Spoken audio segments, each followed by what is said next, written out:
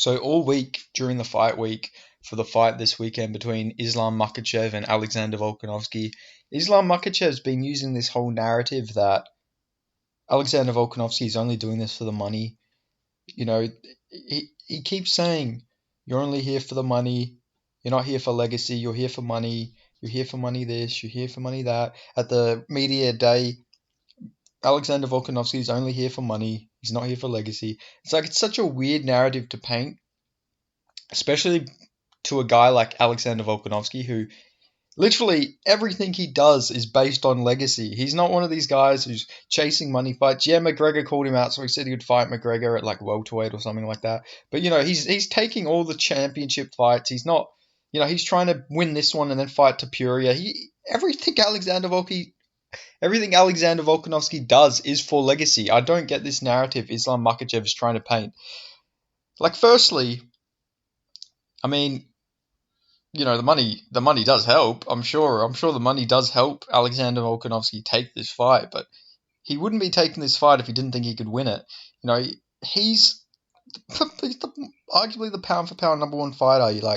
Legacy matters a lot to Alexander Volkanovski, and it's silly because Islam Makhachev, you're not fighting for free, buddy. Like, pal, you're not fighting for free. You're getting paid too. I don't know why these, I think Habib may have said it about someone too. He's just here for money. I know some other Dagestani said it. I know Hamzat's Chechen, but he was saying about Kamaru Usman, he's only fighting for money and all this sort of stuff. It's like, what are these guys on about? What's this whole, they're fighting for money narrative? Like, if you believe, that all these people are fighting for money, I don't know, refuse to get paid or something, donate your money to charity or something. Like, you're obviously fighting for money too. You wouldn't be going and, taking all these big fights and everything. Like, you wouldn't have Ali Abdelaziz as your manager if you didn't want, raises in pay and everything. I don't know, it's just a weird narrative they keep playing. Like, yes, the money helps, but Volk is definitely there for legacy. All the man talks about is how he wants to leave a great legacy behind. He doesn't want to call himself the greatest. He wants people to call him the greatest. Like, everything Volk does is to be the greatest of all time. Like, that is why Volkanovski takes these risks. This is why he was the backup for Charles versus Islam 1.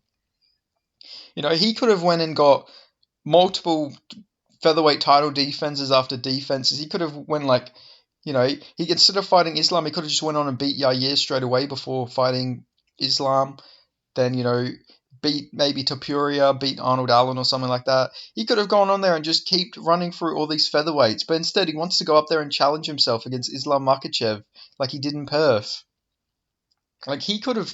The UFC didn't want that fight in Perth. They wanted to give him, Yair or some other, featherweight contender, but he was dead set on fighting Islam Makhachev, which is always going to be a hard fight, moving up a division against a fighter with the style of Islam Makhachev. It's not just about money for Alexander Volkanovski, and I can say that with certainty. Some fighters, you'll hear them say, it's not all about the money, it's about being champion, but you can tell... it's about the money. They only take these opportunities because of the money. Like, some of these fighters don't really believe that they're going to go in there and win these fights. Look at TJ Dillashaw. Obviously, he is delusional. Maybe he did think he was going to win, but he arguably just went in there against Aljamain Sterling for a payday because there was no way he was going to win that with a fucking torn shoulder.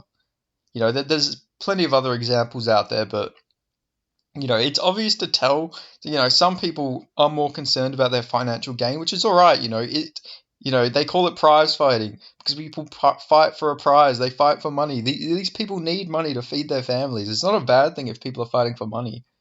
Some of the best fighters are guys who just fought for the money and they don't have all the pressure on them to go in there and be champion. They just went in there and won because they're just in there to get the bigger prize. They're not in there to get the belt or anything like that. And they just go on to be great fighters just by not putting all that pressure on themselves. But, somebody like Alexander Volkanovski is definitely fighting for legacy because it's all Alexander talks about. He doesn't talk about, I'm going to go in this and, I'm going to get the big payday now and all this. No, he talks about going in there, doing something nobody has ever done before. Going in there, running through so and so, going on there and putting dominant performance. Going in there and 50-45ing Max Holloway in an absolute beatdown. Like if he was going in there for money, he would have been calling. He would have been calling for McGregor over and over again. The only time he ever called McGregor out was when McGregor called him out, because obviously he's going to want to fight it. But he's not going on the mic after every fight and saying, "Oh, I think it's time for Conor to get a title shot." But yeah, I don't know. It's just a weird narrative that Islam Makhachev keeps painting. Alexander Volkanovski isn't taking this fight because he thinks you're going to go run through him and I'm going to get a nice payday. He's going in there because he thinks he's going to win. And you can there's some people, like I say, there's people you can tell don't really believe they can win, but every time you listen to Alexander Volkanovski talk, you do start to believe him because this guy believes he can win. He would not be taking fights if he didn't think he could win.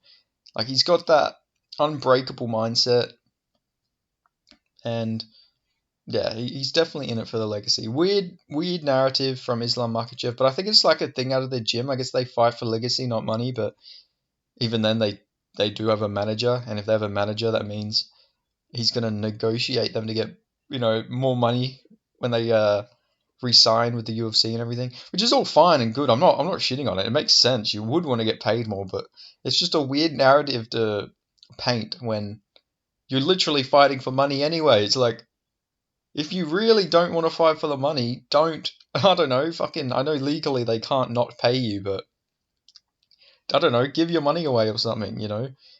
But everybody's fighting for money. You got to make a living. This is literally your living. So I don't know. It's just a weird narrative he keeps painting.